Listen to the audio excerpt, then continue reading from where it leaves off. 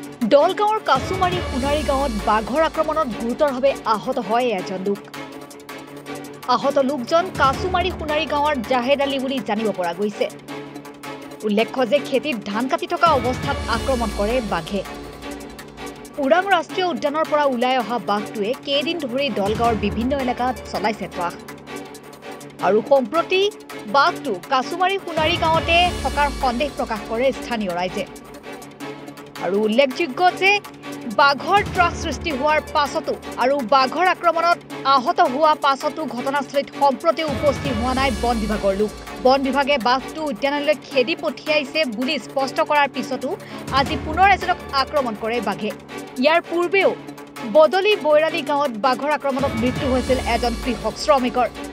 সকালে বাসিরে ফোন মারছে যে তোরা এইদিকে আগে আহই।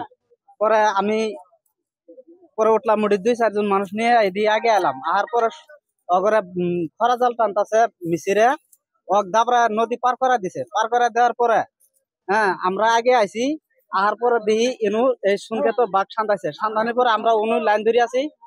ট্রাক্টর সেক্টর নিয়ে মানুষ ইনু আমরা খাড়াই আছি। পরে ইনথেনা 10 মিনিট পরেই শুনি আঙ্গুরিনু এই ধান ক্ষেত মানুষ একদম মারি ফেলাইছে। পরে আমরা এদিকে ঘুরে আলাম, আসি দিই একদম মানুষটা আমরা নিজে আসি দেখছি মানুষটা আহত করছে। এখন বর্তমান ডিগবেরত নিয়ে গেছে, ওখানে রাহে নাই, এখন গুয়াহাটি রেফার করছে। আমি জানা মতো এইখানে আর বাঘটা ইনতি আছে উপস্থিত। নতুন বাঘ আজকে সকালে পার হয়েছে। সকালে পার হইতে যেটা খরা টানছে দাবড়াইছে, ওই দৌড়বাড়ি খালি জান্ডা বাঁচাইছে। তারপরে আমরা এলাম, আহার পরে খারাপ আছে বহুত মানুষ। 10 মিনিট পরে আমরা খবর পাইছি মানুষ মারি ফেলেছে একজন। আইছে অ্যাকশন মানে ইয়াতে এতে আছে, কেউ হয় আছে। বহুত রাইজ জমা হয়েছে ৰাতিপুৱাৰ পৰা এতিয়ালৈকে বহুত ৰাইজ হয়েছে। যেটো আমি ৰাতিপুৱাৰ ভাগৰ পৰা আমাৰ ধৰক দলগাঁৱৰ অন্তৰ্গত দলগাঁও থানাৰ অন্তৰ্গত যিটো কাছমাৰী সোণাৰী গাঁও, এই গাঁওটো আমাৰ অতি পিছপৰা গাঁও। কিন্তু এতিয়া ইয়াত ৰাতিপুৱা যিটো বাঘ ওলাইছে, ইয়াত বাঘে যিটো আহি আমাৰ সাধাৰণ মানুহৰ লগত যি ধান কাটি আছে বা আজিকালি ধাননি পথাৰ ধান কাটিবই পকি গৈছে, সেই সময়তো ধান কাটি থকা সময়তে বাঘে আহি আক্ৰমণ কৰে। এই উক্ত মানুহজনক এতিয়ালৈকে কোনো ধৰণৰ কৰ্তৃপক্ষৰ পৰা বা ফৰেষ্ট ডিপাৰ্টমেণ্টৰ পৰা এতিয়ালৈকে কোনো ধৰণৰ মানুহ আহিছে যদিও সিহঁতে ৰাইজৰ লগত যেনেকুৱা ৰাইজ তেনেকুৱা সিহঁতো থিয় হৈ আছে। কোনো ধৰণৰ সিহঁতে বিধি ব্যৱস্থা এতিয়ালৈকে লোৱা নাই।